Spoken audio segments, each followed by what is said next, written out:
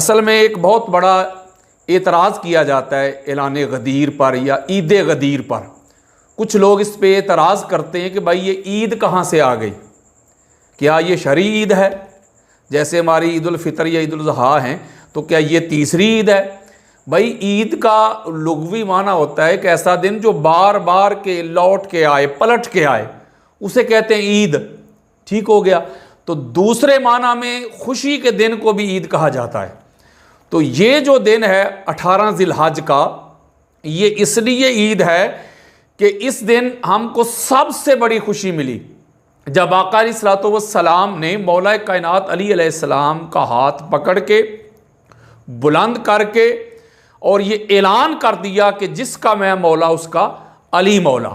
یعنی اس دن کی نسبت مولا علی علیہ السلام کی ولایت کے اعلان کے ساتھ ہو گئی، اعلان غدیر کے ساتھ ہو گئی۔ اس کی نسبت، اس کا جو رشتہ ہے، اس کا جو تعلق ہے، اس کا جو واسطہ ہے، وہ مولا علی علیہ السلام کے اعلان غدیر کے ساتھ جڑ گیا، منسوب ہو گیا۔ تو اس لیے پھر ہم اس کو عید کے طور پہ مناتے ہیں۔ تو اگر آپ عید کا لغوی معنی دیکھیں اس کے مطابق بھی یہ جائز اور ویلڈ ہے، اگر خوشی کے طور پر لیں تو پھر بھی یہ جائز اور ویلڈ ہے۔ کچھ لوگ اس پہ اعتراض کرتے ہیں کہ بھائی 18 جو ذی الحج ہے یہ تو حضرت عثمان بن عفان رضی اللہ تعالی عنہ ان کی شہادت کا دن ہے، تو جو اہل تشیع ہیں ان کے دل میں یہ ہوتا ہے، یہ خوشی ہوتی ہے، یعنی ان کی شہادت کا دن ہے تو اس لیے وہ اس کو سیلیبریٹ کرتے ہیں، خوشی مناتے ہیں۔ نقل کفر نباشد۔ تو بھائی آپ نے دلوں کے حال جاننے کب سے شروع کر دیے ہیں؟ آقا علیہ الصلوۃ والسلام نے منع کیا ہے۔ بخاری مسلم میں ایک حدیث موجود ہے کہ لڑائی ہو رہی تھی، جنگ ہو رہی تھی، تو ایک صحابی نے ایک کافر کو قتل کرنا چاہا تو اس نے آگے سے کلمہ پڑھ لیا، تو پھر بھی صحابی رسول نے اس کو قتل کر دیا۔ تو جب یہ معاملہ تاجدار کائنات کی بارگاہ میں پہنچا تو آقا علیہ الصلوۃ والسلام نے اس کو پسند نہ فرمایا، بلکہ اس صحابی پہ ناراض ہوئے، آقا علیہ السلام خفا ہوئے کہ بھائی تم نے ایسا کیوں کیا ہے؟ جب اس نے کلمہ پڑھ لیا تھا تو تمہارا کام بنتا تھا کہ اس کو چھوڑ دینا۔ تو صحابی رسول کہتے ہیں آقا وہ اس لیے میں نے اس کو قتل کیا ہے، اس نے دل سے تھوڑا کلمہ پڑھا تھا، وہ تو جان بچانے کے لیے اس نے پڑھا تھا۔ تو میرے اور آپ کے پیارے آقا فرماتے ہیں تم نے دلوں کے حال جاننے کب سے شروع کر دیے؟ تمہارے لیے زبان سے جو کہہ دیا یہی کافی تھا، اقرار باللسان ہی کافی تھا، دلوں کے حال تم نے کب سے جاننا شروع کر دیے؟ اب قیامت کے روز جب اللہ پوچھے گا تو تم خود ہی جواب دینا۔ تو بھائی آپ نے دلوں کے حال کب سے جاننا شروع کر دیے کہ 18 ذی الحج کو اہل تشیع اس لیے عید مناتے ہیں، سیلیبریٹ کرتے ہیں، خوشیاں مناتے ہیں کہ اس دن معاذ اللہ حضرت عثمان بن عفان رضی اللہ تعالی عنہ ان کی شہادت کا دن ہے تو وہ خوشیاں مناتے ہیں۔ اللہ کے بندو، کوئی خدا کا خوف کیا کرو، طبیعتوں میں عدل لے کے آؤ، انصاف لے کے آؤ۔ عید غدیر یا اعلان غدیر 18 ذی الحج یہ خوشی کا دن، عید کا دن، جشن کا دن، فرحت کا دن، مسرت کا دن، تو حضرت عثمان بن عفان رضی اللہ تعالیٰ عنہ کی شہادت سے یہ تقریباً 23-24 سال پہلے کا ہے۔ یہ تو حجت الوداع کے موقع پہ تاجدار کائنات نے غدیر خم کے مقام پہ جا کے مولا علی علیہ السلام کا ہاتھ بلند کر کے یہ اعلان کیا تھا من کنت مولا فاز علی مولا۔ تو یہ تو حضرت عثمان بن عفان رضی اللہ تعالیٰ عنہ کی شہادت تقریباً 23-24 سال پہلے کا واقعہ ہے، تو وہ تو بعد میں ہوئی ہے 23-24 سال۔ تو آپ کہتے ہیں کہ وہ اس لیے مناتے ہیں کہ وہ عثمان غنی رضی اللہ تعالیٰ عنہ کی شہادت کا دن ہے، کچھ خدا کا خوف کیا کرو۔ اور دوسری بات یہ ہے کہ حضرت عثمان بن عفان رضی اللہ تعالیٰ عنہ کی جو یوم شہادت ہے اس میں بھی اختلاف ہے، کچھ لوگ 18 کو کہتے ہیں، کچھ لوگ 12 کو کہتے ہیں، اس میں اختلاف ہے۔ جیسے عمر بن خطاب رضی اللہ تعالیٰ عنہ کی شہادت کا جو دن ہے اس میں بھی اختلاف پایا جاتا ہے، آپ نے اس کو یکم محرم پہ کر دیا، لیکن کچھ لوگ اس میں اختلاف کرتے ہیں۔ بے شمار روایات موجود ہیں، میں اس پر بھی انشاءاللہ تعالیٰ کسی روز آپ کو لیکچر ریکارڈ کروا کے دوں گا، یہ تحفہ بھی، اس پہ پورا علمی کام کروں گا میں۔ تو لہٰذا اس بات پہ یہ سوچنا کہ یہ اس کو عید نہ منایا جائے، ہمارے جو اہل سنت کے دوست ہیں، میرے بھائی ہیں جو بزرگ ہیں، بے شک مجھے کال کر کے پوچھتے ہیں، میسج کر کے پوچھتے ہیں کہ آج کا دن تو عثمان بن عفان رضی اللہ تعالیٰ عنہ کی شہادت کا دن ہے، تو آپ لوگ جشن کیوں منا رہے ہیں؟ بھائی کس نے روکا ہے آپ کو؟ آپ عثمان بن عفان رضی اللہ تعالیٰ کی شہادت کا دن جو ہے آپ ان کے سیرت کو بیان کریں، ان کے فضائل بیان کریں، ان کے خصائص بیان کریں. کسی نے روکا ہے آپ کو؟ کسی نے نہیں روکا. حالانکہ اس میں اختلاف بھی ہے اس دن میں، لیکن پھر بھی آپ جو ہے وہ آپ بیان کریں، آپ کو کوئی نہیں روکتا، بالکل کوئی بندہ نہیں روکتا. آپ دیکھیں کہ جو 12 ربیع اول کا دن ہے، ہم آقا علیہ الصلوۃ والسلام کا یوم میلاد مناتے ہیں، خوشیاں مناتے ہیں، جشن مناتے ہیں. ہم خوشیاں مناتے ہیں، جشن مناتے ہیں، سیلیبریٹ کرتے ہیں، کمکمے لگاتے ہیں، گلیاں بازار سجاتے ہیں، پورے گاؤں سجا دیے جاتے ہیں، شہر سجا دیے جاتے ہیں، اور کمکمے لگتے ہیں، لائٹیں لگتی ہیں، اور خانہ کعبہ کے اور گنبد خضرا کے ماڈل تیار کیے جاتے ہیں. اور پرانے وقتوں میں جب ہم چھوٹے ہوتے تھے تو ہم گلیاں بازار میں جب جاتے تھے تو وہ ایک عرب کا جو ماحول ہوتا ہے، جو اس کا کلچر ہوتا ہے، جو اس کی تہذیب و ثقافت تھی، وہ چھوٹی چھوٹی پہاڑیاں بنا کے وہ اس طرح اس کے ساتھ تشبیہ دی جاتی تھی آقا علیہ الصلوۃ والسلام کے یوم میلاد کو سیلیبریٹ کرنے کے لیے. تو 12 ربیع اول کو ہم جشن مناتے ہیں، خوشیاں مناتے ہیں، آقا علیہ السلام کی ولادت کی خوشی میں سارا کچھ کرتے ہیں، جلوس نکالتے ہیں، نعتیں پڑھتے ہیں، درود و سلام پڑھتے ہیں، پورے گاؤں جمع ہوتے ہیں، اکٹھے ہوتے ہیں، بہت بڑا جشن منایا جاتا ہے، سیلیبریٹ کیا جاتا ہے. اور اسی دن آقا علیہ الصلوۃ والسلام کا وصال بھی ہے. یعنی اسی دن صحابہ کرام رو رہے ہیں، ان کی آنکھیں برس رہی ہیں، اہل بیت اطہار رو رہے ہیں، پاک بی بی فاطمہ الزہرا سلام اللہ علیہا کی آنکھیں برس رہی ہیں، مولا کائنات رو رہے ہیں، اہل بیت اطہار، اہل بیت نبوت رو رہے ہیں. تو ہم اس دن خوشیاں منا رہے ہوتے ہیں. تو اس کا مطلب ہے جو دوسرے لوگ جو میلاد پہ اعتراض کرتے ہیں وہ یہی دلیل دیتے ہیں کہ بھائی جس دن تم خوشیاں منا رہے ہو، سیلیبریٹ کر رہے ہو، یہ تو رونے دھونے کا دن ہے، اس دن تو آقا علیہ السلام کا وصال ہوا تھا. تو ہم کہتے ہیں ہم چونکہ نعمت بہت بڑی ملی ہے آقا علیہ السلام کی آمد سے، ہم کو اشرف المخلوقات ہونے کا احساس ہوا ہے. ہم تو ایسی قوم تھے، ماں کو جا کے منڈیوں میں بیچتے تھے، آقا علیہ السلام آئے، حضور آئے اور ماں کے قدموں کے نیچے جنت آ گئی. بیٹی کو پیدا ہوتے ہی دفن کرتے تھے، حضور آئے اور بیٹی گھر کے لیے رحمت بن گئی. شراب پیتے تھے، حضور آئے، اس دن شراب کو بین کر دیا گیا. غریب کو، کمزور کو دبا کے رکھتے تھے، حضور اس دن 12 ربیع اول کو آئے، آقا علیہ السلام تشریف لائے، حضور کا میلاد ہوا، حضور کی ولادت ہوئی. تو کیا ہوا کہ جو غریب تھے وہ امیروں کے ساتھ کھڑے ہو گئے، ایک ہی صف میں کھڑے ہو گئے، محمود و ایاز، نہ کوئی بندہ رہا نہ کوئی بندہ نواز. بندہ ہو، صاحب ہو، محتاج و غنی ایک ہوئے، تیری سرکار میں پہنچے تو سبھی ایک ہوئے. یعنی نفرتیں مٹ گئی.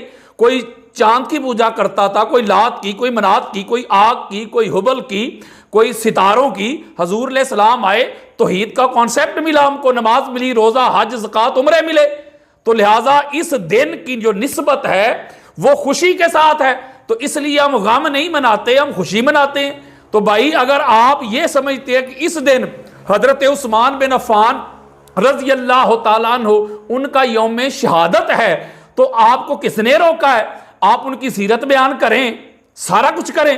لیکن جو اعلان غدیر ہے، جو آقا علیہ الصلوۃ والسلام کی ذات کے اوپر نبوت ختم کر دی گئی اور مولا کائنات علی علیہ السلام کی ذات پر کیا ہوا کہ امامت کا آغاز ہو گیا، ولایت کا آغاز ہو گیا. تو آقا علیہ السلام نے اس طرح مولا علی علیہ السلام کا ہاتھ پکڑ کے بلند کیا اور فرمایا من کنت مولا ہو فہذا علی مولا ہو. تو اس پہ آپ کو کیا اعتراض ہو سکتا ہے؟ مجھے بتائیں نا. تو اس پہ اعتراض نہیں کرنا چاہیے. طبیعتوں میں اعتدال لے کے آئیں، دلوں میں وسعت لے کے آئیں، دلوں کو بڑا کریں، تنگ نظری ختم کریں. پہلے ہی پاکستان کے حالات آپ کے سامنے ہیں. تو لہٰذا یہ بات بھی کلیئر میں کرنا چاہتا تھا کہ ایسی کوئی بات نہیں ہے. اعلان غدیر، عید غدیر جس طرح اہل تشیع کے لیے بڑی اہمیت کا حامل دن ہے، اسی طرح اہل سنت کے لیے بھی، ہمارے اہل سنت کے جتنے بھی اکابرین گزرے ہیں، اس کی اہمیت کو، اس کی عظمت کو، اس کی رفعت کو، اس کی فضیلت کو وہ بیان کرتے چلے آئے ہیں. بلکہ صحابہ کرام بیان کرتے چلے آئے ہیں. بلکہ وہ تو کہا کرتے جو ایک روزہ رکھے پورے سال کے روزوں سے افضل اور اعلیٰ اس دن 18 ذی الحج کو. یعنی اتنا اعلیٰ دن ہے، اتنا عرفہ دن ہے. تو لہٰذا یہ تنگ نظری جو ہے اس کو ختم کریں خدا را.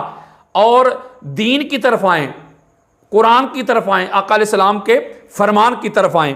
الحمدللہ رب العالمین والصلاة والسلام علی سید الانبیاء والمرسلین وآلہ الطیبین الطاہرین ورضی اللہ عن الصحابۃ من المہاجرین والانصار والذین اتبعوہم بإحسان. السلام علیکم ورحمۃ اللہ وبرکاتہ. عید غدیر کیا ہے؟ جشن غدیر کیوں منایا جاتا ہے؟ عید غدیر کسے کہتے ہیں؟ تاریخ اسلام کے اندر سیرت الرسول صلی اللہ علیہ وآلہ وسلم میں غدیر کے واقعے کی اہمیت کیا ہے؟ اور امام علی علیہ السلام کو من کنت مولاہ فہذا علی مولا اللہم وال من والا وعاد من عادا، یہ جو خصوصیت ہے امام علی علیہ السلام کی، اس کی اہمیت کیا ہے؟ یاد رکھیے کہ یہ خصوصیت من کنت مولاہ فہذا علی مولا، یہ ان الفاظ کے ساتھ تمام صحابہ کرام اور اہل البیت علیہ السلام کے اندر امام علی علیہ السلام واحد ذات ہیں کہ جن کو یہ خصوصیت عطا ہوئی ہے. اس خصوصیت میں بڑے سے بڑا صحابی شریک نہیں ہے. یہ امام علی علیہ السلام کی ایسی فضیلت ہے کہ رسول نے من کنت مولاہ فہذا علی مولا، علی کا ہاتھ بلند کر کے صرف علی کے لیے بیعت لی ہے اپنے صحابہ کرام سے. آج انشاءاللہ عز و جل اہل سنت والجماعت کے اصح مصادر سے اس واقعے کو سمجھنے کی کوشش کریں گے، اور جو لوگ اس معنی کے اندر تحریف کرتے ہیں صحیح معنی آپ کے سامنے پیش کروں گا. مولا کا معنی کیا ہے؟ مولا کسے کہتے؟ صحابہ کرام خود مولا کسے کہتے تھے؟ صحابہ مولا کیا سمجھ رہے ہیں؟ اور آج کا مولوی مولا کو کیا کہتا ہے؟ 50 معنی ہیں، لغت میں 40 معنی آتے ہیں، ڈکشنری میں یہ ہے، عربی زبان میں مولا کا یہ معنی ہے، حضور نے تو اوروں کو بھی مولا کہا ہے، فلاں کو بھی مولا کہا ہے، اس میں علی کی کیا خصوصیت ہے، یہ تو سب کے لیے حضور نے فرمایا ہے، وغیرہ وغیرہ. یعنی امام علی علیہ السلام کی یہ خصوصیت من کنت مولاہ فہذا علی مولا، اسے مشکوک بنانے کی کوشش کی جاتی ہے. آج انشاءاللہ اس سب کا آپ کے سامنے تحقیق کے ساتھ بیان کروں گا اور اس کا رد کریں گے.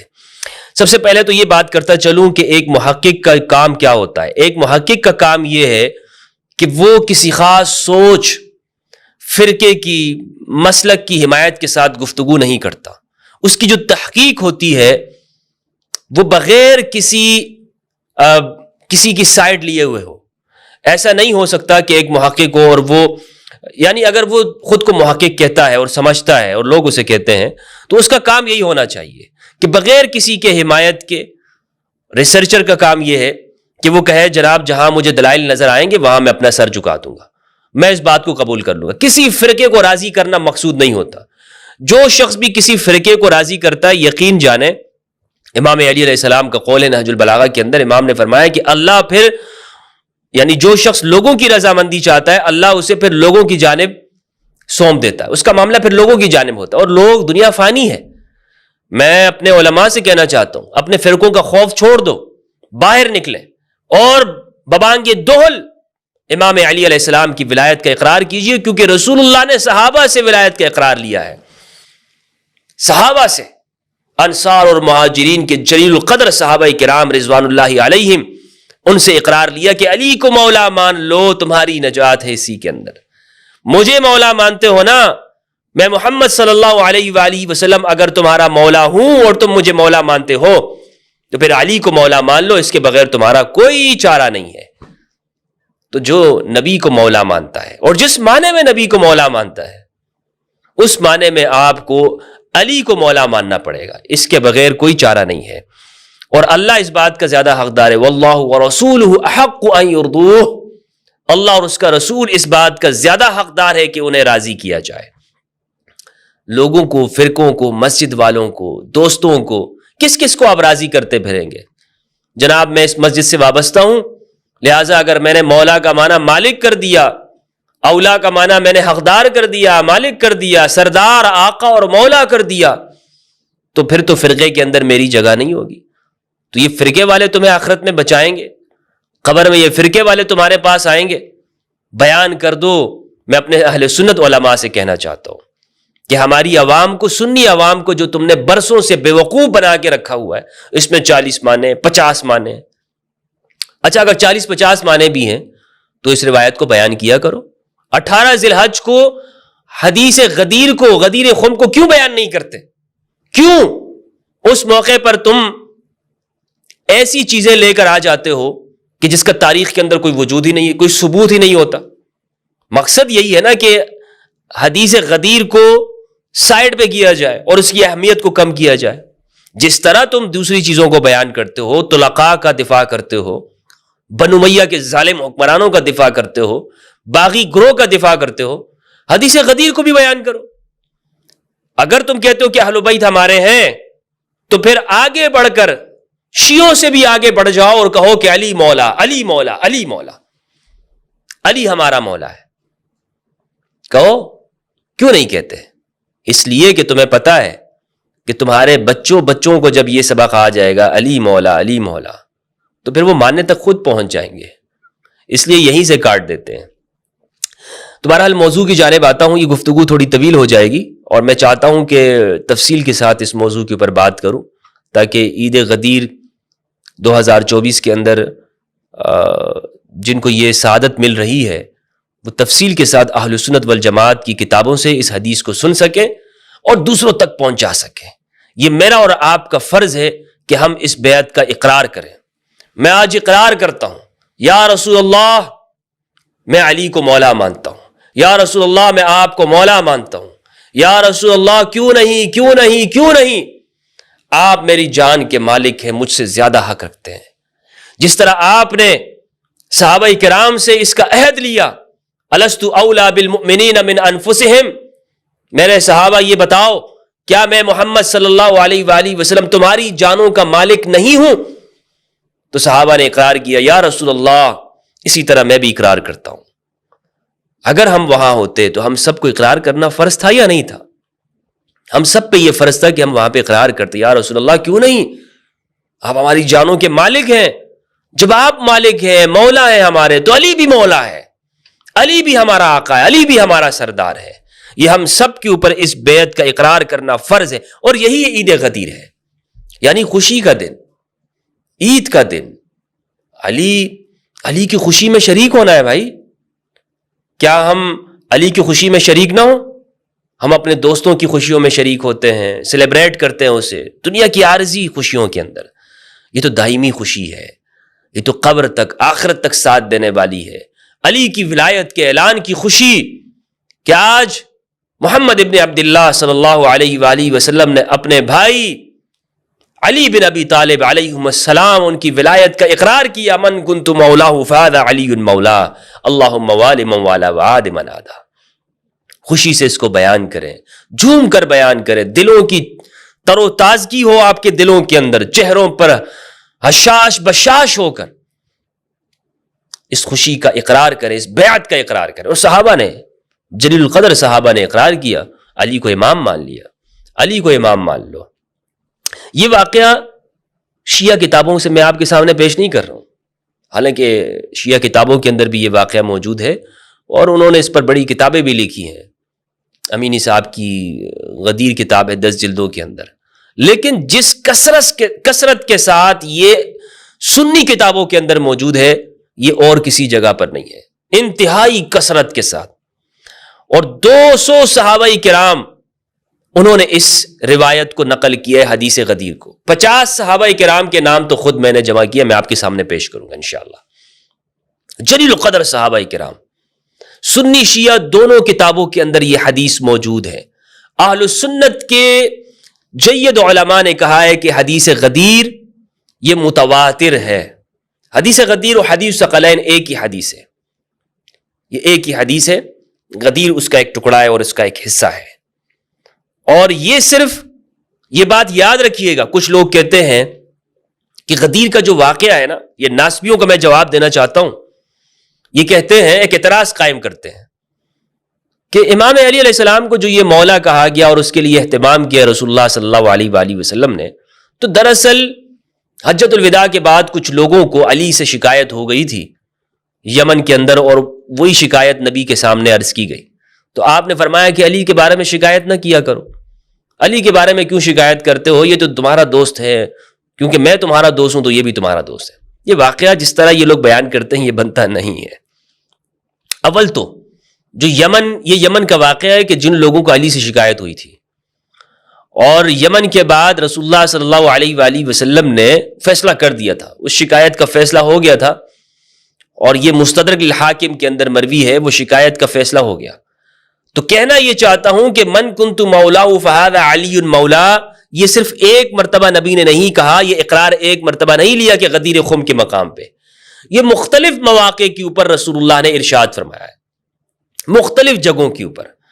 یمن کے بعد بھی جب یمن سے امام علی علیہ السلام لوٹے اس وقت بھی آپ نے یہی فرمایا، اور اسی طرح غدیر خم کے موقع پر بھی. غدیر خم میں کتنا اہتمام کیا ہے، کتنا اہتمام کہ حجۃ الوداع سے واپسی پر آپ نے عام روٹ کو چھوڑ دیا کہ جس پر قافلے سفر کیا کرتے تھے، مدینہ جاتے تھے، شام جاتے تھے. آپ نے وہاں سے نیچے اتر کر، جیسے ہوتا ہے نا ہم بھی رستے میں ہائی وے پہ سفر کر رہے ہیں اور پھر اگر کھانا کھانے جاتے ہیں، کوئی کام کرنے جاتے ہیں، تو پھر ہم وہاں پہ ایگزٹ کر لیتے ہیں اور دور چلے جاتے ہیں، 1 کلومیٹر 2 کلومیٹر پہ بنا ہوتا ہے. تو خم کا جو یہ مقام ہے، رسول اللہ صلی اللہ علیہ وآلہ وسلم نے عام راستے سے اس کو چھوڑ دیا اور ایک گراؤنڈ کے اندر آپ گئے. وہاں پر پانی کے چشمے بھی وہاں پہ موجود تھے، پانی بھی وہاں پر، خم کہتے ہیں دراصل وہ گڑھا جہاں پہ پانی وغیرہ بارشوں سے جمع ہو جاتا ہے. اس مقام پر رسول اللہ صلی اللہ علیہ وآلہ وسلم نے اہتمام کے ساتھ اپنے لیے ایک ممبر تیار کیا اور اعلان کیا گیا الصلاۃ جامعہ، نماز کا وقت ہے، ظہر کی نماز ادا کی گئی. اور اس جگہ کے اوپر یہ بات یاد رہے کہ جو یمن کے قافلے تھے وہ جا چکے تھے، شام کے قافلے تھے وہ جا چکے تھے. حجۃ الوداع میں 1,24,000 صحابہ کے بارے میں بتایا جاتا ہے کہ جو رسول اللہ صلی اللہ علیہ وآلہ وسلم کا خطبہ سننے والے تھے، وہ لوگ جا چکے ہیں. اب یہاں پر خم کے مقام میں رسول اللہ صلی اللہ علیہ وآلہ وسلم نے انصار اور مہاجرین کی تعداد جو کہ 10,000 بنتی ہے ان کو جمع کیا. بعض نے لکھا ہے 15,000. ان لوگوں کو جو کہ اہل الحل والعقد، وہ صحابہ ہیں کہ جنہیں قرآن نے انصار اور مہاجرین کہا ہے، ان کو سب کو جمع کیا، آ جاؤ. کیونکہ قرآن مجید ان کی اہمیت کو بیان کرتا ہے اور آگے آنے والے واقعات کے اندر انہی کی اہمیت ہے. یہ رسول اللہ صلی اللہ علیہ وآلہ وسلم کے ابتدائی زمانے کے ساتھی ہیں، مدینہ میں مدد کرنے والے ہیں، تو ان کی اہمیت ہے. قرآن مجید سورۃ توبہ کے اندر سورۃ نمبر 9 آیت نمبر 100 میں، آیت نمبر 100 میں اللہ رب العزت نے ارشاد فرمایا اعوذ باللہ من الشیطان الرجیم بسم اللہ الرحمن الرحیم والسابقون الاولون من المہاجرین والانصار والذین اتبعوہم بإحسان. پہلوں میں پہل کرنے والے، سبقت لے جانے والے اہل البیت علیہم السلام کہ جو دعوت ذو العشیرہ کے اندر بھی موجود ہیں. والسابقون الاولون من المہاجرین والانصار والذین اتبعوہم بإحسان، جو بعد میں آئے اور انہوں نے ان کی پیروی کی، لیکن شرط ہے احسان کی پیروی. ایسے نہیں کہ جو ان کی پیروی کرتا اور اس کی زندگی میں ظلم پایا جائے. طلقاء اس میں مراد نہیں ہے، طلقاء بعد میں جو بھی آئے لیکن احسان اس کی زندگی میں ہونا چاہیے، ظلم نہیں ہونا چاہیے، باغی نہیں ہونا چاہیے. تو جو انصار اور مہاجر نہیں ہے وہ لوگ وہ اس کیٹیگری میں سے باہر نکل جاتے ہیں اور وہ قرآن مجید کی اصطلاح میں تابعی بن جاتے ہیں. بہرحال تو ان کی فضیلت بیان کی قرآن مجید نے، انہی کو جمع کیا اور ممبر تیار کیا اور علی کے لیے اقرار کیا، ان سب سے اقرار دلوایا. یہ روایات آج میں آپ کے سامنے تفصیل کے ساتھ پیش کرنا چاہتا ہوں. سیرت کی تمام کتابوں میں لکھا ہے کہ نبی کریم صلی اللہ علیہ وآلہ وسلم نے 10 ہجری کے اندر حج کیا ہے. 8 ہجری میں فتح مکہ ہوا، 9 ہجری میں حج کا پہلا قافلہ بھیجا گیا اور اس کا امیر حضرت ابوبکر کو بنایا گیا رضی اللہ عنہ. اور برات کی جو صورت ہے، آیات، وہ حضرت ابوبکر کو دے کر بھیجی گئی کہ آپ وہاں پر مشرکین کو سنائیں. لیکن جبریل امین حاضر ہوئے اور انہوں نے کہا یا رسول اللہ، اللہ کی رضا یہ ہے کہ یا تو اس پیغام کو آپ سنائیں گے یا آپ ہی میں سے کوئی سنائے گا. آپ سنائیں یا آپ میں سے ہی کوئی سنائے گا، اس کو ادا کرے گا. آپ کے علاوہ اور آپ میں سے ہی کے علاوہ کوئی نہیں سنائے گا. تب رسول اللہ صلی اللہ علیہ وآلہ وسلم نے امام علی کو بھیجا کہ جا کر ابو بکر سے وہ پروانہ لو، وہ پیغام لو اور تم اسے اس کو سنا دو. تو امام علی علیہ السلام نے 9 ہجری میں اس حج کے موقع پر سورہ برات کو سنایا. 10 ہجری میں رسول اللہ صلی اللہ علیہ وآلہ وسلم نے یہ حج کیا جس کو حجۃ الوداع کہا جاتا ہے، حجۃ الوداع۔ اس میں آپ نے جگہ جگہ پر خطبات ارشاد فرمائے۔ ایک خطبہ آپ نے عرفہ کے اندر بھی دیا۔ عرفہ کے اندر جو آپ نے خطبہ دیا ہے وہ جابر بن عبداللہ الانصاری رضی اللہ تعالیٰ عنہ سے مروی ہے۔ اس کے کچھ الفاظ ہیں جو کہ سنن ترمذی کے اندر روایت موجود ہے 3786 نمبر پر، یہ روایت آپ دیکھ سکتے ہیں۔ کچھ لوگ یہاں پر یہ کہتے ہیں کہ اگر اہل البیت کی اتباع کا بیان مقصود ہوتا اور ان کی اہمیت کا بیان مقصود ہوتا، علی کی ولایت کا اقرار لینا ہوتا، علی کی بیعت لینے کا مطلب ہوتا، تو عرفہ میں کیوں نہیں لیا؟ حجۃ الوداع میں کیوں نہیں لیا؟ اس کے بعد کیوں لیا گیا؟ حجۃ الوداع میں اہل البیت کی عمومی فضیلت کو رسول اللہ نے بیان کر دیا عرفہ کے مقام پہ۔ ترمذی کی روایت ہے 3786۔ جابر بن عبداللہ فرماتے ہیں کہ میں نے رسول اللہ صلی اللہ علیہ وآلہ وسلم کو ان کی اونٹنی قصوہ کے اوپر سوار دیکھا اور آپ نے یہ ارشاد فرمایا، میرے صحابہ تم کبھی بھی گمراہ نہیں ہوگے، تم ہمیشہ سیدھے رستے پر چلتے رہو گے۔ میرے صحابہ تمہیں ضمانت دیتا ہوں کہ میرے بعد تم سیدھے رستے پر ہوگے، گمراہی میں نہیں ہوگے۔ ایک رستہ ہے قرآن کا، کتاب اللہ، یہ کتاب اللہ، اللہ کی کتاب، اور دوسرے میرے اہل البیت، عطرتی، اہل بیتی، میری عطرت، میری اولاد۔ یہ عرفہ کے مقام پر رسول اللہ صلی اللہ علیہ وآلہ وسلم نے ارشاد فرمایا حجۃ الوداع میں۔ واپسی میں آپ خم کے مقام پہ اترے، آپ نے قیام فرمایا، 18 ذی الحج ہے، اور وہاں پہ آپ نے ایک طویل خطبہ دیا جسے خطبہ غدیر کہا جاتا ہے، اور اس میں آپ صلی اللہ علیہ وآلہ وسلم نے امام علی علیہ السلام کی ولایت کا اقرار کیا۔ میں نے آپ کو بتایا کہ اس خطبے کے اندر انصار اور مہاجرین کے 10,000 کی تعداد اس میں شریک ہے، اور ان کی اہمیت کے بارے میں بھی میں نے آپ کو بتایا سورہ توبہ کی آیت سے۔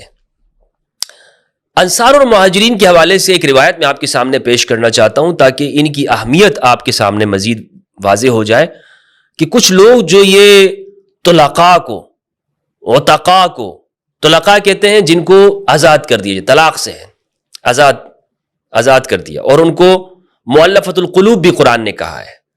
انہیں حنین کے مال سے 100 اونٹ دیے تھے، یہ ہے طلقاء، آزاد کر دیے گئے، فتح مکہ پہ اسلام لائے، اور پچھلی زندگی ان کی رسول کے ساتھ جنگوں میں گزری ہو، یعنی یہ دوست نہیں ہوں مسلمانوں کے، وہ قریش مشرکین مکہ کا ظالم طبقہ جو کفر کی حالت میں جنہوں نے ظلم کیا مسلمانوں کے اوپر۔ تو جب یہ اسلام انہوں نے قبول کیا، انہیں طلقاء کہا گیا۔ ہماری تمام تاریخی کتابوں میں انہیں طلقاء کہا جاتا ہے۔ عتقاء ثقیف کے لوگ جو وفود آئے ان کو آزاد کر دیا گیا، انہوں نے بھی بہت ظلم کیے تھے۔ آپ کو پتہ ہے طائف میں ثقیف کا قبیلہ تھا۔ تو آپ صلی اللہ علیہ وآلہ وسلم نے انصار اور مہاجرین کو ایک دوسرے کا حلیف بنایا ہے، یہ ایک گروہ ہے۔ مسند احمد کی روایت، حدیث کا نمبر ہے 19215، انٹرنیشنل نمبر اس کا، اور اس کی تحقیق ہے شعیب الارناؤوط کی۔ یہ روایت ہے ابی وائل سے، انہوں نے جریر سے، وہ کہتے ہیں کہ رسول اللہ صلی اللہ علیہ وآلہ وسلم نے فرمایا، المہاجرون والانصار اولیاء بعضهم لبعض، مہاجرین اور انصار ایک دوسرے کے اولیاء ہیں، ایک دوسرے کے مددگار ہیں، یہ ایک گروپ ہے۔ والطلقاء من قریش، قریش کے طلقاء، قریش کے آزاد کردہ لوگ، والعتقاء من ثقیف، اور ثقیف کے آزاد کردہ، بعضهم اولیاء بعض الى یوم القیامہ، یہ قیامت تک ایک دوسرے کے ساتھی اور دوست ہیں۔ یہ قیامت تک کیا ہے؟ یہ گروپ الگ ہے۔ تو صحابہ کا جو گروپ ہے وہ الگ ہے، عتقاء اور طلقاء کا گروپ الگ ہے۔ یہ فرق ہے بنیادی طور پر صحابہ کرام میں۔ بعض لوگ کہتے ہیں کہ آپ فتح مکہ والوں کو مسلمان مانتے ہیں، یعنی بالکل مسلمان ہیں، کیوں نہیں ہے؟ مسلمان ہیں، انہوں نے زبان سے اقرار کیا ہے، کسی کو اسلام سے نکالنا تو نہیں ہے، لیکن رسول یہ فرما رہے ہیں کہ یہ صحابہ کی کیٹیگری میں نہیں ہے۔ طلقاء، یاد رکھیے گا، طلقاء صحابہ کی کیٹیگری میں نہیں آتے۔ بعض لوگ بڑھا چڑھا کر علی کے ساتھ برابر کرنے کی کوشش کرتے ہیں، علی کے ساتھ، اہل البیت کے ساتھ برابر کرنا چاہتے ہو، بدبختو، ناسبیو، علی کے ساتھ فلاں فلاں کو، وہ طلقاء کو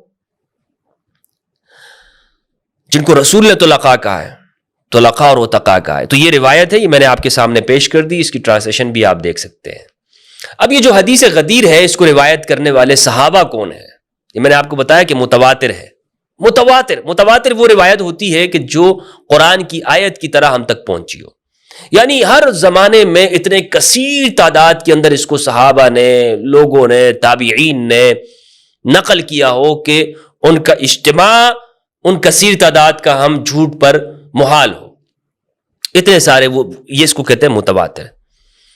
اور یہاں پر بعض لوگوں کو ان کو خواہ مخواہ کی ایک طرح کی اہل البیت سے چڑ ہے، یہ کمزور سے کمزور خبر واحد سے استدلال کرتے ہیں، بعض منکرین حدیث بھی. اور ان سے تو میں کہنا چاہتا ہوں کہ بھائی جو لوگ غدیر کی روایت کو نہیں مانتے ہیں، علی کی بیعت کو، ان کو اصل میں منکرین حدیث ہونا چاہیے تھا، لیکن یہ خود کو بھی پھر بھی اہل سنت والجماعت کہتے ہیں. عجیب بات ہے، سمجھ سے باہر ہے. تو یہ جو لوگ خبر واحد کو مان لیتے ہیں وہ اس خبر متواتر کو نہیں مانتے. عجیب ان کا معاملہ ہے، سمجھ سے باہر ہے. یہ ایسا کیوں کرتے ہیں بھائی؟ یا تو آپ سیدھی سی بات کرو کہ بھائی ہم کسی بھی خبر کو نہیں مانتے، کسی بھی خبر کو ہم نہیں مانتے، لیکن آپ یہاں پر پہنچتے ہو تو آپ اس خبر کا انکار کرتے ہو، باقی آپ ہر طرح کی کمزور روایت الائمۃ من قریش، امام قریش سے ہوں گے، یہ روایت مان رہے ہیں. اور اس میں پھر آگے بنو امیہ کی عمارت اور حکومتوں کا بھی اس بات کرتے ہیں. اچھا، یہ روایت نقل ہے صحابہ کرام سے، امام علی علیہ السلام سے خود منقول ہے یہ روایت، طلحہ بن عبید اللہ سے، حضرت طلحہ سے رضی اللہ عنہ سے. اور ان کی جو ہے طلحہ کی روایت یہ مستدرک کے اندر موجود ہے، اور السنہ لابن ابی عاصم کے اندر یہ روایت موجود ہے 1358 پہ. زبیر بن العوام رضی اللہ عنہ سے یہ روایت ہے، عبد الرحمن بن عوف سے، عباس بن عبد المطلب سے، سعد بن ابی وقاص رضی اللہ عنہ سے، زید بن ارقم رضی اللہ عنہ سے، براء بن عازب رضی اللہ عنہ سے. براء بن عازب کی جو روایت ہے یہ مصنف ابن ابی شیبہ کے اندر ہے 32118. ابو ایوب انصاری میزبان رسول صلی اللہ علیہ وآلہ وسلم، ابو ایوب انصاری رضی اللہ عنہ، ان سے نقل ہے مسند احمد کے اندر، اور روایت کا نمبر ہے 23609. شعیب ارنوت نے ابو ایوب انصاری کی روایت کو کہا ہے اسنادہ صحیح، اس کی سند صحیح ہے. جابر بن عبداللہ سے، عدی بن حاتم الطائی، ابو ہریرہ الدوسی، ابو طفیل عامر بن واصلہ سے مستدرک کے اندر، عبداللہ بن عباس سے، بریدہ بن الحسیب سے، انس بن مالک، حبشی بن جنادہ، زید بن ثابت، ابو سریحہ یعنی حذیفہ بن اسید سے، طبرانی المعجم الکبیر 3052 میں، عبداللہ بن عمر سے، اور عبداللہ بن عمر کی روایت السنہ لابن ابی عاصم کے اندر 1357 میں، سعد بن مالک یعنی ابو سعید الخدری، حذیفہ بن الیمان کی روایت حافظ حسکانی نے شواہد تنزیل میں، اور نمبر ہے 1041. مالک بن الحویرث سے معجم الکبیر الطبرانی میں 646 نمبر کی روایت. جندع بن عمرو بن المازن الانصاری، مازن الانصاری ابن الاسیر نے الاسطغابہ میں، جریر بن عبداللہ البجلی سے طبرانی المعجم الکبیر نے 2505 میں، حضرت عمر بن الخطاب سے تاریخ دمشق جلد 42 میں، عبداللہ ابن ابی اوفا حاکم الاسقانی نے، عبداللہ ابن ابی اوفا نے، اسی طرح بریدہ اسلمی نے، اور ان کی روایت نقل کی ہے صحیح ابن حبان نے جلد 15 صفحہ 375 میں. اسد بن زرارہ، یعلا بن مرہ، عامر بن لیلہ بن دمرہ، عمار بن یاسر، ابو قدامہ الانصاری، عبداللہ ابن مسعود، جلیل القدر صحابہ، بہت نام ہے. یہاں پر ایک لسٹ ہے، طویل لسٹ موجود ہے، ان سب نے یہ روایت نقل کی ہے. غدیر خم والی روایت، حدیث ثقلین کی روایت. اب میں آپ کے سامنے ایک ایک روایت پیش کرتا ہوں، تمام روایت تو پیش نہیں کر سکتا، جو اہم بنیادی روایات ہیں وہ میں آپ کے سامنے لاتا ہوں. سعد بن ابی وقاص کی روایت ہے سنن ابن ماجہ کے اندر، حدیث نمبر 121، البانی نے بھی اس کو صحیح کہا ہے. روایت ہے سعد بن ابی وقاص سے، وہ کہتے ہیں قدم معاویہ فی بعض حجاتہ، معاویہ اپنے کسی ایک حج میں سے جب آئے، فدخل علیہ سعد، ان کے پاس سعد داخل ہوئے، فذکروا علیا، تو ان لوگوں نے علی علیہ السلام کا ذکر کیا، فنال منہ، معاویہ نے ان کے برا کہا، فغضب سعد، تو سعد نے برا منایا، غصہ ہوئے، وقال تقول هذا لرجل سمعت رسول اللہ صلی اللہ علیہ وآلہ وسلم یقول، معاویہ تم یہ بات ایسے شخص کے بارے میں کہہ رہے ہو، علی کے بارے میں، کہ جن کے بارے میں نے رسول اللہ کو یہ فرماتے ہوئے سنا، من کنت مولا فعلی مولا، لوگوں جس کا میں مولا ہوں علی ان کا مولا ہے. اور یہ مختصر بات سعد بن ابی وقاص نے وہاں پہ نقل کی، یعنی پورا واقعہ تو نہیں سنایا، یا اگر پورا واقعہ بھی سنایا ہو تو راوی نے یہاں پر یہ جملہ نقل کی. اور یا ایسا ہوتا ہے کہ آپ جب کسی چیز کی اہمیت بتانا چاہتے ہیں تو کہتے ہیں نا بیٹا تم کس کو یہ بات کہہ رہے ہو؟ یہ تمہارے باپ ہیں. بیٹا تم کس کے بارے میں کہ تمہارا بھائی ہے. تو یہ تو نہیں کہتے بیٹا یہ کس کے بارے میں تم یہ بات کہہ رہے ہو، تمہارا بھائی ہے. یعنی یہ وہ ہے کہ جو تمہارے ابا کا بیٹا ہے اور تمہارے ابا فلاں ہے اور فلاں ہے. اتنی لمبی تقریر تو نہیں کہہ رہے ہوتے بیٹا تمہارا یہ وہ بھائی ہے کہ جس نے یہ اتنی لمبی بات نہیں کرتے. تو یہ سعد بن ابی وقاص نے مختصر الفاظ کے اندر امام علی علیہ السلام کی واضح خصوصیت بیان کی کہ جس کو معاویہ بھی جانتے تھے کہ علی کے بارے میں تم یہ بات نہیں کر سکتے. وَسَمِعْتُهُ يَقُولُ أَنْتَ مِنِّي بِمَنزِلَةِ هَارُونَ مِن مُوسَىٰ إِلَّا أَنَّهُ لَا نَبِيَّ بَعْدِي. یہ بخاری مسلم کے اندر بھی روایت موجود ہے. وَسَمِعْتُهُ يَقُولُ لَأُعْطِيَنَّ الرَّايَةَ الْيَوْمَ رَجُلًا يُحِبُّ اللَّهَ وَرَسُولَهُ. خیبر کے موقع پہ فرمایا. اسی طرح براء بن عازب کی جو روایت ہے سنن ابن ماجہ کے اندر حدیث نمبر 116 ہے. براء بن عازب فرماتے ہیں، جلیل القدر صحابی ہیں، اقبلنا مع رسول اللہ صلی اللہ علیہ وآلہ وسلم فی حجتہ التی حج، کہ ہم رسول اللہ صلی اللہ علیہ وآلہ وسلم کے ساتھ حج میں تھے جس میں جو حج آپ نے کیا. فنزل فی بعض الطریق فامر الصلاۃ جامعہ. تو آپ رستے سے ہٹ کر ایک جگہ آپ نے پڑاؤ ڈالا اور آپ نے فرمایا الصلاۃ جامعہ، نماز کا وقت ہے. فاخذ بید علی رضی اللہ عنہ، تو آپ نے علی رضی اللہ عنہ علیہ السلام کا ہاتھ بلند کیا. فقال الست اولی بالمؤمنین من انفسہم. یہ پہلے اقرار لیا ہے صحابہ سے، میرے صحابہ بتاؤ کیا میں تمہاری جانوں کا مالک نہیں ہوں؟ اور احمد رضا خان صاحب رحمہ اللہ نے اس کا ترجمہ یہی کیا ہے، الست اولی بالمؤمنین من انفسہم. سورۃ الاحزاب سورۃ نمبر 33 کی آیت نمبر 6 جو ہے، النبی اولی بالمؤمنین من انفسہم وازواجہ امہاتہم. اس آیت کا ترجمہ آپ دیکھ لیں، احمد رضا خان رحمہ اللہ نے یہی کیا کہ میں تمہاری جانوں کا مالک ہوں. قالوا بلا، تو صحابہ نے کہا بلا کیوں نہیں یا رسول اللہ، یا رسول اللہ صلی اللہ علیہ وآلہ، آپ ہمارے بالکل ہماری جانوں کے مالک ہیں. آپ نے پھر پوچھا الست اولی بکل مؤمن من نفسہ، پھر ایک ایک کا اقرار لیا، کیا میں ہر مومن سے اس کی جان سے زیادہ حقدار نہیں ہوں، یعنی اس کی جان پر میرا حق نہیں ہے. قالوا بلا قال فهذا ولی من انا مولاه. تو پھر علی کے لیے کہا کہ یہ اس کا ولی ہے کہ جس کا میں مولا ہوں. اللہم والی من والا اللہم عاد من عاد. سنن ابن ماجہ کی روایت. اور یہ جانوں کا جو مالک ہے نا، اس ترجمے پہ غور کیجئے. اس ترجمے کا مطلب کیا ہے؟ مطلب یہ ہے میرے صحابہ یہ بتاؤ، اگر میں تم میں سے کسی کو کہوں کہ ابھی یہاں پر کھڑے کھڑے وہ اپنی گردن اللہ کی راہ میں قربان کر دے تو کیا تم نہیں کرو گے؟ کیا میں تمہاری جانوں کا مالک نہیں ہوں؟ کیا تم نے اپنی جان اپنی مال اللہ کے راہ میں بیچ نہیں دی؟ ان اللہ اشترى من المؤمنین انفسهم واموالهم بان لهم الجنہ. بے شک اللہ نے مومنوں سے خرید لیا ہے ان کی جانوں کو، ان کی اموال کو، کہ جنت کے بدلے میں. تو تم نے جب بیچ دیا ہے اپنا سب کچھ، تو اب تمہاری جانوں پر کون مالک ہے؟ میں مالک ہوں اور علی مالک ہے.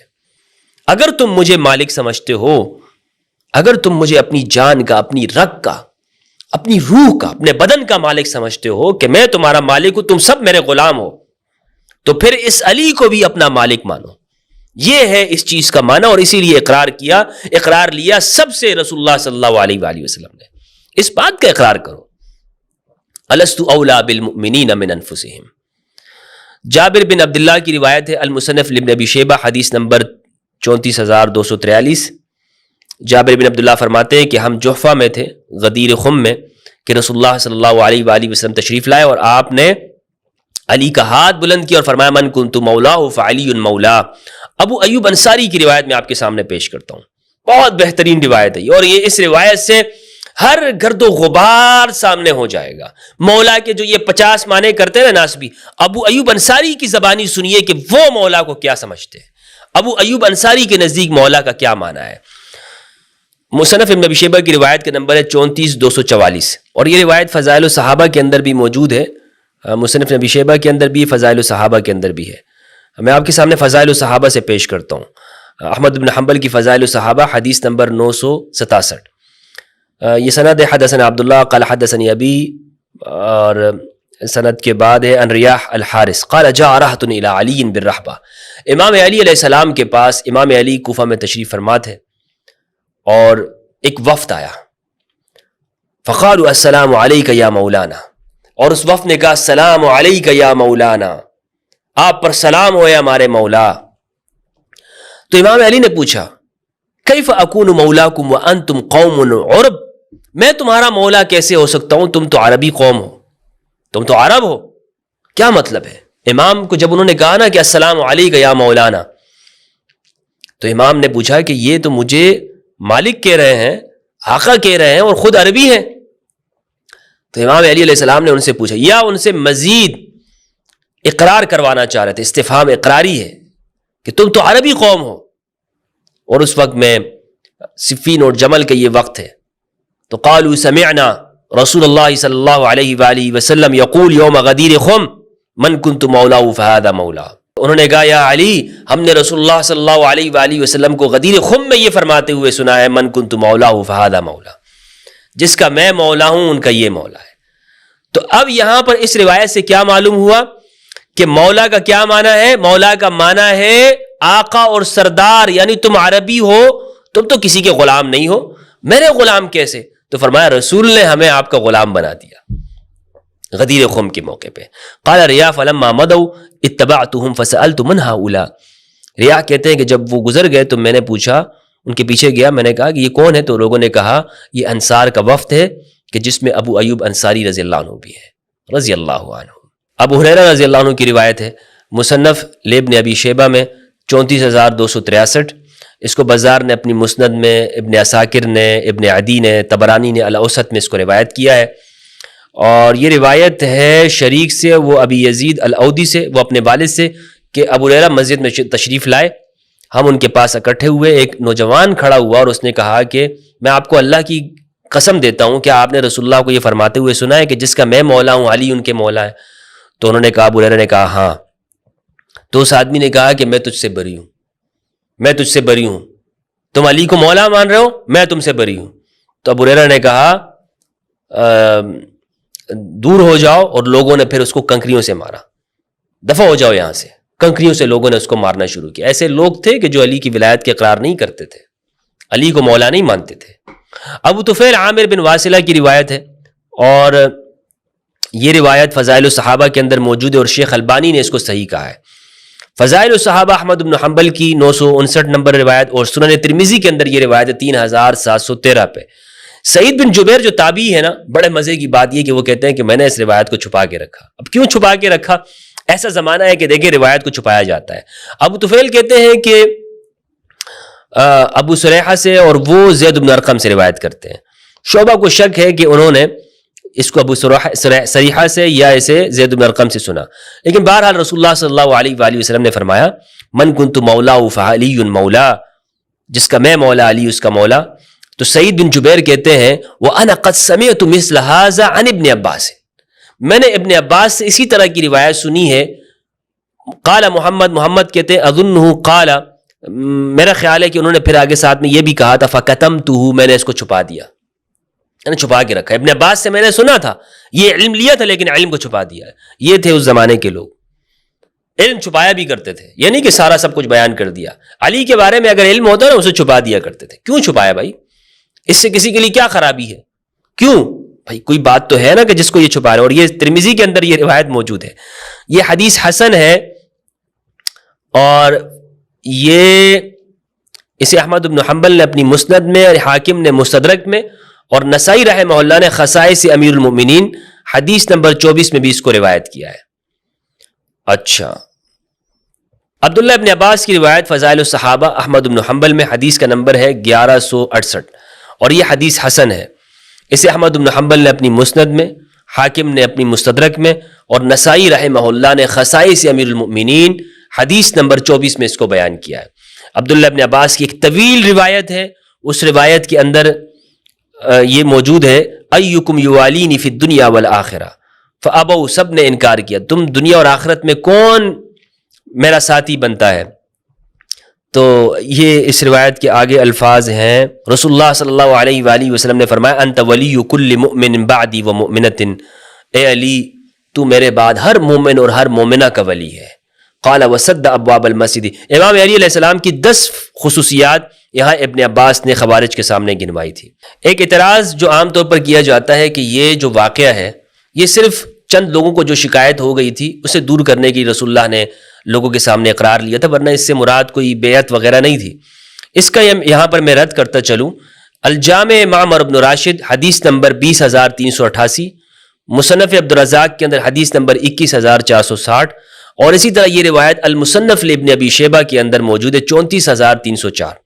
روایت کیا ہے؟ روایت ہے طاؤس ابن طاؤس سے، وہ اپنے والد سے، کہ جب نبی صلی اللہ علیہ وآلہ وسلم نے امام علی کو یمن بھیجا تو بریدہ اسلمی بھی ان کے ساتھ تھے، تو وہ کسی چیز کے اندر، کسی معاملے کے اندر امام علی پر وہ ناراض ہوئے، تو بریدہ نے شکایت لے کر نبی صلی اللہ علیہ وآلہ وسلم کے پاس آئے، تو نبی صلی اللہ علیہ وآلہ وسلم نے بریدہ سے کہا من کنت مولاه فعلی مولا فإن علی مولا، جس کا میں مولا علی اس کے مولا۔ اس حدیث کی مزید تخریج میں آپ کے سامنے بیان کرتا چلوں، انتہائی اہم حدیث ہے۔ احمد نے اس کو نقل کیا، احمد بن حنبل نے مسند میں 22,945، نسائی نے الکبریٰ میں 8,145، حاکم نے مستدرک کے اندر جلد 3 صفحہ 110، ابن حبان نے 6,930 میں، ابن ابی عاصم نے الاحاد والمسانی میں 2,357 میں، ابو نعیم نے معرفت الصحابہ میں، بزار نے، ابن العرابی نے موجم میں، عبدالرزاق نے، طبرانی نے، لالکائی نے، تحاوی نے شرح المشکل میں، ابن زنجوی نے الاموال میں، اسی طرح ابو شیخ نے طبقات المحدثین میں، اور ابن ابی عاصم نے سنہ میں۔ اور اس روایت کی جو اصل ہے نا دوستو، وہ بخاری کے اندر موجود ہے۔ اس روایت کی کوفہ میں 12 صحابہ کی گواہی، امام علی علیہ السلام نے کوفہ کے اندر صحابہ کرام سے باقاعدہ اس کی گواہی لی ہے، کیا تم اس موقع پر موجود تھے؟ یہ میں آپ کے سامنے پیش کرتا ہوں، مصنف ابی شیبہ کی روایت، حدیث نمبر ہے 32,091، زید بن یوسبہ سے روایت ہے، یوسئی سے، وہ کہتے ہیں کہ امام علی کو یہ بات پہنچی کہ کچھ لوگ امام علی کے بارے میں طرح طرح کی باتیں کرتے ہیں۔ قال فصعد المنبر، امام علی ممبر پہ چڑھے، وقال انشد اللہ رجلا ولا انشدہ الا من اصحاب محمد صلی اللہ علیہ وآلہ وسلم، میں تم سب کو گواہ بناتا ہوں، سب کو قسم دیتا ہوں، لیکن خاص طور پر میں قسم دیتا ہوں اصحاب محمد کو، جو بھی یہاں پر صحابی ہے سب کو قسم ہے۔ کس بات کی؟ کہ اس نے نبی صلی اللہ علیہ وآلہ وسلم سے اگر کچھ بھی سنا ہے تو وہ کھڑا ہو جائے۔ کہتے ہیں یہ شخص کہتے ہیں فقام مما یلیہ ستۃ ومما یلی سعد بن وہب ستۃ، میرے دائیں بائیں سے 6 بندے کھڑے ہو گئے، اور انہوں نے کہا نشہد ان رسول اللہ صلی اللہ علیہ وآلہ وسلم قال من کنت مولاہ فعلی مولا، ہم سب یہ گواہی دیتے ہیں کہ رسول اللہ نے فرمایا کہ جس کا میں مولا ہوں علی اس کے مولا ہے۔ امام علی نے یہ گواہی اس لیے لی، اور امام علی کو معلوم ہو کہ کچھ لوگ اس بات کا انکار کرتے ہوں گے، کچھ لوگ پھیلا دی ہوگی بات، لوگوں نے انکار کرتے ہوں گے، علی کو مولا نہیں مانتے ہوں گے۔ امام علی نے صحابہ سے گواہی لی، 12 صحابہ نے یہاں پہ گواہی دی، اور پھر حضرت عمر رضی اللہ عنہ کا اقرار بھی موجود ہے، اور خود حضرت عمر سے بھی یہ روایت منقول ہے، حضرت عمر سے بھی یہ روایت ہے کہ رسول اللہ نے غدیر خم میں یہ ارشاد فرمایا۔ مصنف ابن ابی شیبہ کی روایت ہے 32,118، براء بن عازب سے روایت فرماتے ہیں کہ واقعہ انہوں نے نقل کیا، اور غدیر خم کا پورا واقعہ براء بن عازب نے نقل کیا، اور پھر آخر میں فرمایا کہ عمر رضی اللہ عنہ نے اس کے بعد امام علی سے کہا ہنی لک یا ابن ابی طالب، مبارک ہو ابن ابی طالب، اصبحت و امسیت مولا کل مؤمن و مؤمنۃ، آپ تو ہر مومن اور مومنہ کے آقا ہو، آپ تو ہر مومن اور مومنہ کے آقا اور مالک ہو۔ اب کیا کیا جائے ان لوگوں کا کہ جو علی کو مولا نہ مانتے ہوں؟ عمر تو مولا مانتے ہیں نا، عمر کا مولا کون ہے؟ علی۔ عمر کا آقا کون ہے؟ علی۔ عمر کا مالک کون ہے؟ علی بن ابی طالب علیہ السلام۔ علی کا مالک کوئی نہیں ہے، علی کا آقا صرف رسول ہے، اور رسول جس کا بھی آقا ہے، جس کے بھی مولا ہے، امام علی اس کے مولا اور آقا ہے۔ یہ روایت میں نے آپ کے سامنے پیش کی۔ مولا کا معنی میں نے آپ کو بتایا کہ بہت سارے لوگ یہاں پر اپنی طرف سے بیان کرتے ہیں اس کا یہ معنی وغیرہ، اور اس کا جو حقیقی معنی ہے وہ ہے مالک کا، آقا کا، یہ اس کا معنی ہے۔ بہت اور بھی معنی آتے ہیں، ایسا نہیں کہ اس کے معنی اور نہیں آتے، اس کا معنی حتیٰ کہ غلام بھی آتا ہے، اس کا معنی دوست بھی آتا ہے، لیکن یہاں پر کیا معنی ہے؟ بھائی میں نے کئی لوگوں سے سوال کیا کہ آپ من کنت مولا ہو فہذا علی مولا، آپ رسول کو کس معنی میں مولا مانتے ہیں؟ تو وہ دوست بولتے ہوئے نا ان کی زبان لڑکھڑا جاتی ہے، کیونکہ ان کو پتا ہے اگر دوست بولیں گے دوست سے تو اختلاف بھی ہوتا ہے، دوست کو بندہ گپ شپ میں کیا سے کیا بول دیتا ہے۔ نبی صلی اللہ علیہ وآلہ وسلم وہ ہماری جانوں کے مالک ہیں، قرآن نے کہا نبی اولا من انفسہم، النبی اولا بالمؤمنین من انفسہم، قرآن نے کہا ہوا یہ. تو اس معنی میں دوست ہم نہیں کہہ سکتے، یعنی رسول اللہ صلی اللہ علیہ وآلہ وسلم آقا اور مولا ہے. امام شافعی رحمہ اللہ نے تفسیر الامام شافعی جلد 3 صفحہ 1257 میں سورہ محمد کی آیت کی تفسیر آیت نمبر 11 کی ذالک بأن اللہ مولا الذین آمنوا وأن الکافرین لا مولا لہم، کہ اللہ ایمان والوں کا مولا ہے، کافروں کا کوئی مولا نہیں ہے. اس آیت کی تفسیر میں وہ لکھتے ہیں، اور اس کی تحقیق جو کی ہے وہ احمد بن مصطفیٰ الفران نے کی ہے، اور انہوں نے حاشیے میں لکھا ہے کہ یہ روایت متواتر ہے. کیا لکھتے ہیں وہ کہتے ہیں سمعت شافعی یقول فی معنی قول النبی صلی اللہ علیہ وآلہ وسلم لعلی بن ابی طالب. ان سے سوال کیا گیا، ربیع بن سلیمان نے امام شافعی سے سوال کیا کہ یہاں پر جو علی کو رسول اللہ نے مولا کہا ہے اس کا کیا معنی ہے؟ تو انہوں نے کہا یعنی بذالک ولاء الاسلام، یہ اسلام کا ولا ہے، یعنی یہ اسلام کے اوپر ان کو مولا کہا گیا ہے، یعنی اسلام کے اندر وہ تمہارے آقا ہیں، تمہارا اسلام اس وقت تک معتبر ہے کہ علی کو مولا مان لو. یہ ولاء الاسلام ہے، اسلام کی دوستی ہے، اسلام کی حاکمیت ہے، اسلام کی قبولیت ہے. یہ امام علی علیہ السلام کے لیے جو رسول اللہ صلی اللہ علیہ وآلہ وسلم نے فرمایا. مجاز القرآن میں ابو عبیدہ معمر بن المثنى التیمی البصری المتوفى 209 ہجری، انہوں نے وَلِكُلٍّ جَعَلْنَا مَوَالِيَ اس کا معنی بیان کرتے ہوئے لکھتے ہیں ای اولیاء ورثتی، یعنی یہ وارثین مراد ہیں. المولا ابن العم والمولا الحلیف العقید والمنعم علی والمولا الاسفل مولا الولی اللہم من کنت مولا. یعنی یہ معنی اس کے مراد ہیں یہاں پر کہ ابن العم چچا کا بیٹا، والمولا الحلیف یہ وہ جو حلیف ہے، علی ہے اصل مددگار ساتھی دوست، یہ معنی ہے. اور قرآن مجید کی جو یہ آیت ہے النبی اولا بالمؤمنین من انفسہم وازواجہ امہاتہم، اس آیت سے بالکل یہ واضح ہو جاتا ہے کہ اولا کا معنی مولا وہی ہے کہ جو اولا کا معنی ہے، اسی سے ہے. اولا کا معنی تو آپ مالک کرتے ہو، یہاں مولا کے اوپر آ کر آپ اس کا معنی دوست کر جاتے ہو.